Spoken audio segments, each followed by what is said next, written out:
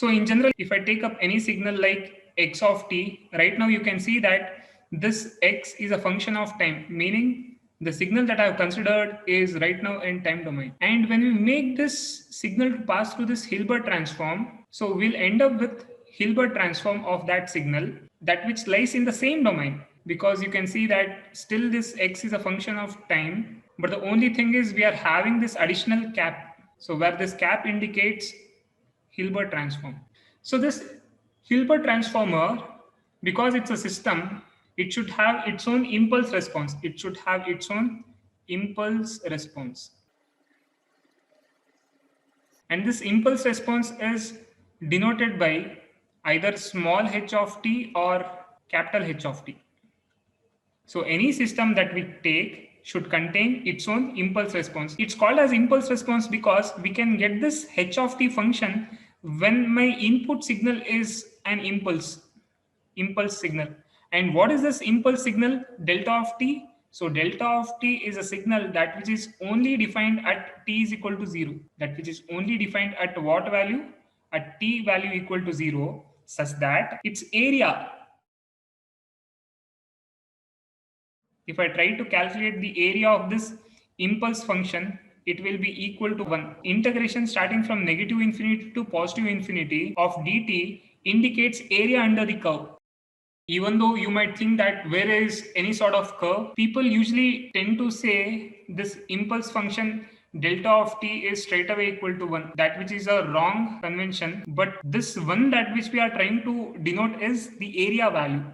So impulse function has area equal to 1 and not amplitude equal to 1. So its amplitude is infinity. So here by now we got to know what impulse response is all about. So impulse response is indicated by h of t, and this impulse response of any system can be got by passing input signal that which is equal to, when x of t is equal to this impulse function, we'll end up with some output that which is equal to h of t, and we'll call this as impulse response because this system is responding to that impulse function input. Now let's try to find impulse response h of t of Hilbert transformer with transfer function h of f. If I make this, so this impulse response right now is time domain, and if I apply Fourier transform onto this, if I apply Fourier transform onto this, I'll end up with transfer function and I'll call it as h of f. Right now, because of applying Fourier transform onto this signal that which is in time domain, there is a change in domain from time to frequency domain. Now here, let's try to make an attempt to find out how exactly this h of f looks like.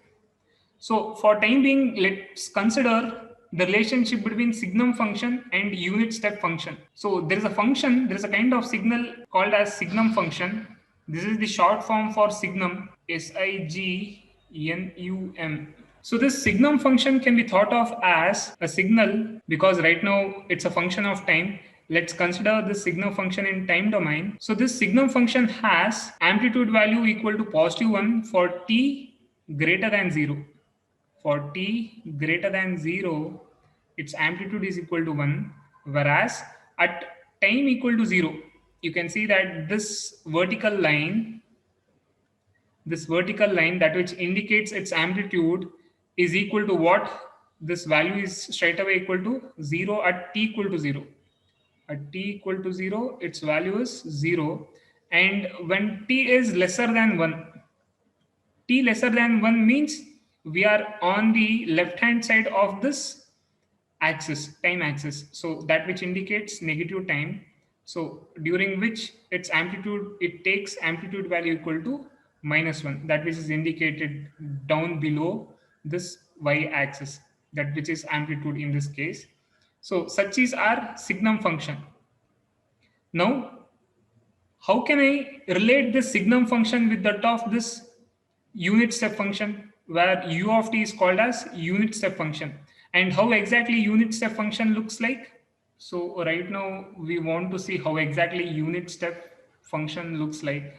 So unit step function is a function that which starts at t is equal to 0 and whose amplitude value is equal to 1. Because of that, it's called as unit. Unit means +1 amplitude. So we can think of this as u of t. So u of t is a signal that which starts at 0 and it lies in the same amplitude value till t is equal to infinity. Till t is equal to infinity. Now, in order to get signum function, that which is like this. So right now we are in an attempt to get signum function that which takes on positive 1 for t greater than 0 and negative 1 for t lesser than 0. This is the case. Now if I compare these two, what similarities am I having between these two? Now I want you guys to compare between these two. Now can you tell me the similarities between these two signals? Now here for t greater than 0, you can see that both u of t and signum of t are having value equal to positive 1. But the only thing that which is missing in unit step function is it is not defined for t lesser than 0. It is not defined for t lesser than 0. So I got to somehow add up this negative part. Of signum function into this unit step function. So this is of what amplitude value here? This is equal to negative 1 over here. So let me forcefully bring one more additional component that which is negative 1 onto this. Now let's see how exactly this negative 1 looks like, or let me draw this separately. So if this is time axis, now negative 1 can be thought of as a DC signal that is independent of time. Right now you can see that if I were to plot this negative 1, I got to go down below this y-axis. So this is negative 1 amplitude and this is constant for t lesser than 0 or t greater than 0. So now we are supposed to see how exactly u of t minus 1 would look like. Let me subtract these two signals, or in other words, I can also rewrite this equation as u of t plus minus 1. So now let me add these two signals. When I add these two signals, what happens? So here unit step function is not defined for t lesser than 0. Anyhow, this entire thing that which is defined at t lesser than 0 will still hold good. So back at our result, if I think of this to be some y of t equal to u of t minus 1. Now I'll get this part because of this negative 1. And whereas for t greater than 0, so this is having what amplitude value? This is having negative 1 amplitude value, whereas this unit step function is having positive 1 value. So they both will cancel out and we'll end up with this horizontal line that which is overlapping on this time axis, and this is not resembling our signum function. So now what we can do is here, in order to retain this u of t part, before I use this u of t, I'll associate it with an amplitude value equal to 2, such that this is no longer unit step function because it's getting multiplied by 2. So its amplitude changes to 2. Now let's try to add up these two signals. Now here, what's the amplitude value that I'm having? It's equal to 2. So 2 minus 1 is plus 1. And in fact, we'll end up with our actual desired signal, that which is signum function. So signum function can be thought of as this y of t is nothing but signum of t, that which can be got by, so here before I use this u of t, what should I do? I should multiply it by 2. So 2 times u of t minus 1 is nothing but our signum function. This is the relationship between signum function and unit step function. I can also have one more relation between unit step function and signum function, that which can be thought of as like this. So this is u of t. This part is only defined for t greater than 0. Likewise, if I were to draw u of minus t, what I'll get exact mirror image onto the left, that which is having amplitude value plus 1. But do I need plus 1 amplitude value for the negative time? No.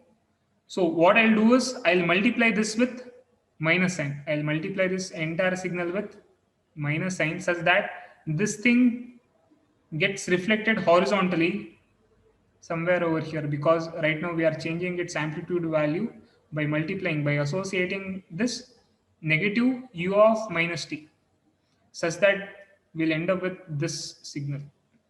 So minus u of minus t is equal to this. Now, if I add up these two signals, because this u of t is only defined for t greater than 0, and minus of u of minus t is defined only for t lesser than 0. If I add these two, I'll get for t lesser than 0, I'll get this signal for t lesser than 0, and for t greater than 0, I'll get the other signal for t greater than 0, that which exactly looks like, so u of t minus u of minus t is again as good as signum function, so we are having two sorts of relationship between signum function and unit step function. One is this, the other one is signum of t is equal to 2 times that of unit step function minus 1. So here let me consider this for time being. Now here, so for time being, let this signal be equal to some x of t, general signal. Now if I differentiate this signal, if I make it to go through differentiation, let's see what happens. So right now x of t is equal to 2 times u of t minus 1, and I'm trying to differentiate this signal, that too with respect to time. Now here we know that differentiation of constant is what? D by dt of some constant value is equal to 0. Now here if I take up this signum function, it looks like this. For t greater than 0, it maintains a constant value that which is equal to positive 1.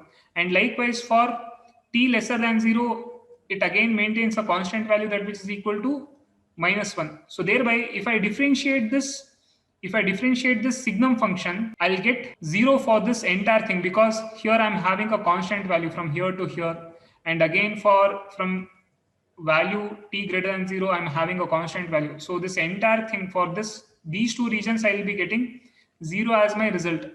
But where exactly is the change in this signum function?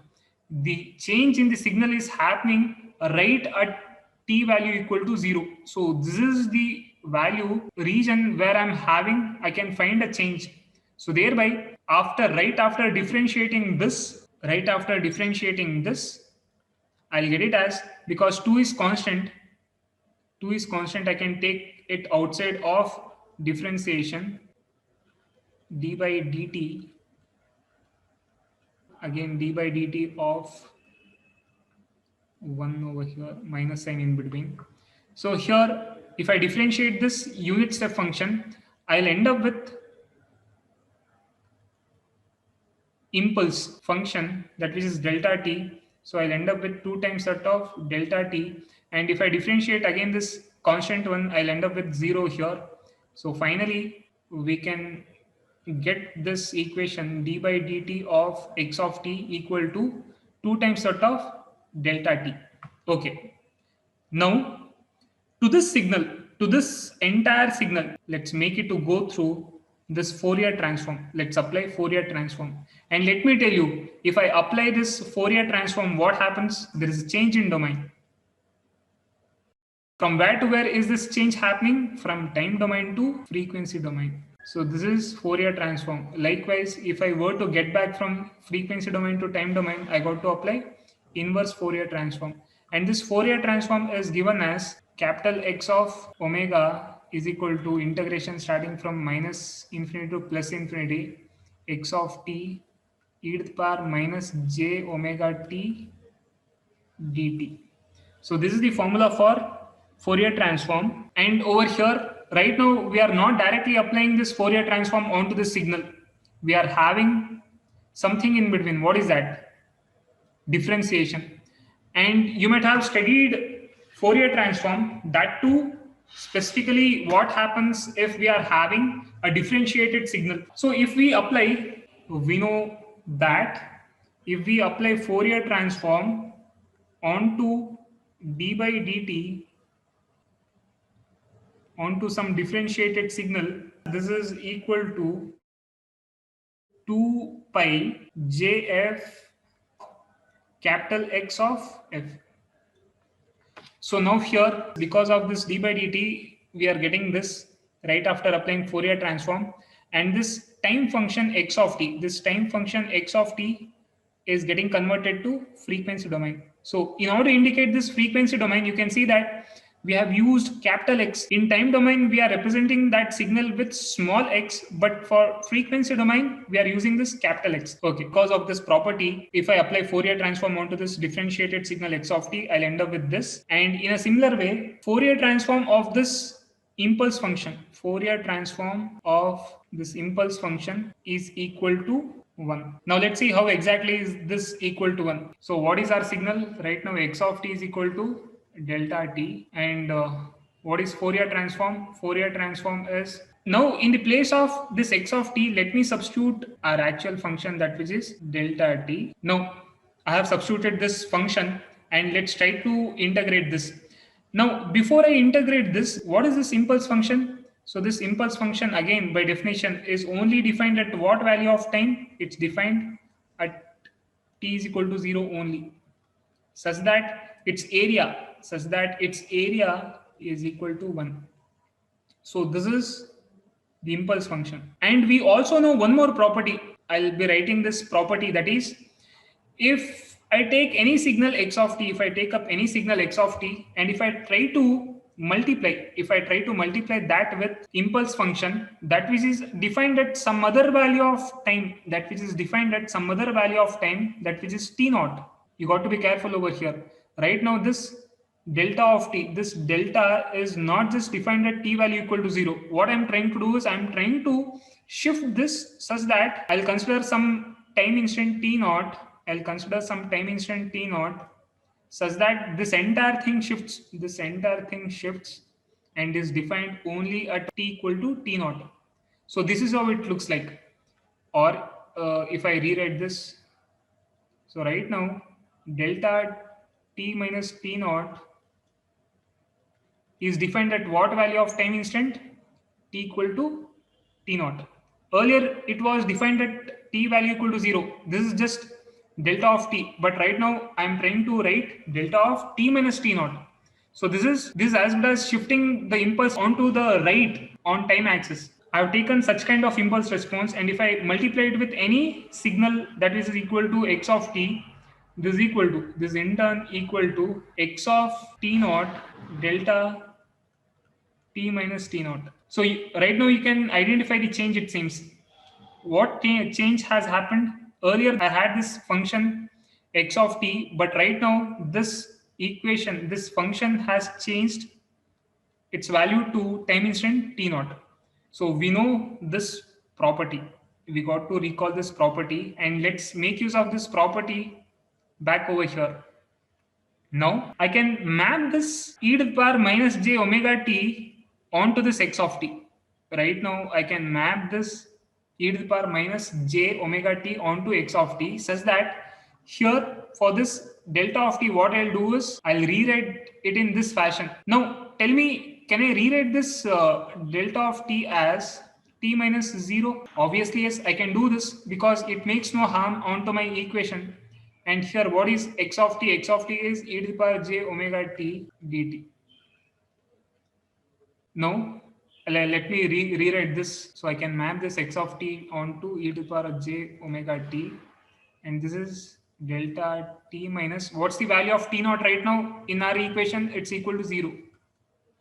Now I got to replace this entire function, that which is e to the power minus j omega t, with t value equal to what? T naught, and t naught in this case is 0. So e to the power minus j omega 0 delta of t. Now anything to the power 0 is what? It's equal to 1. And in fact, we'll end up with this value itself. So anything to the power 0 is equal to 1. So in fact, we'll end up with delta of t. So this entire thing boils down to just delta of t dt, integration starting from negative infinity to positive infinity. And this is as good as what? Area under the curve. And area under the curve of impulse, what? It's equal to 1.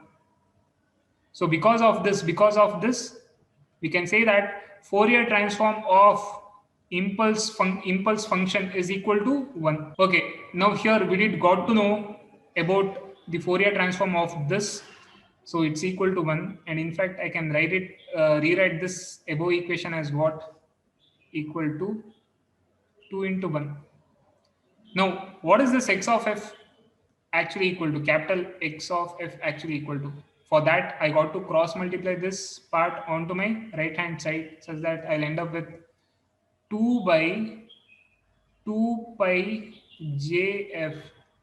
And in fact, I can cancel out 2, that which is on my numerator and my denominator, and will get this as equal to 1 by j pi f. So in fact, capital X of f is equal to 1 by j pi f. So we are getting this because of what? We are getting this because of earlier we had considered signum function in time, and if I make it to pass through this Fourier transform, I'll end up with 1 by j pi f. And again, Fourier transform has one more property called as principle of duality. Because of principle of duality, we have this relation, that is, if there is any function in time domain and if I apply Fourier transform onto this, I'll end up with capital X of f, such that if I'm having the same signal, the same sort of signal, capital X of, but the only thing is it's defined in time domain, then if I apply Fourier transform again onto this, I'll get it as x of, so this x is this small x of minus f. So because of this, I'll apply the same thing over here such that I got to change this from here to here. So here I'll change this f to t by t Fourier transform such that here in place of signum, I'll replace it with signum of minus f. And signum is odd function, such that odd function is something where if I'm having something like x of minus f, it's equal to minus of xf. And an even function is something where even I'm having this x of minus f, it should be equal to x of f. But signum function looks like this. Just by looking at its shape, we can make out that it's an odd function, signum of f. So I can take out this negative sign outside. So minus signum of f j pi t, and over here 1 by pi t j minus j signum of f. So this is from time domain to frequency domain, that is Fourier transform. Or in other words, if I look back from this end, so I got to apply inverse Fourier transform, and in fact we'll end up with 1 by pi t. So here the impulse response of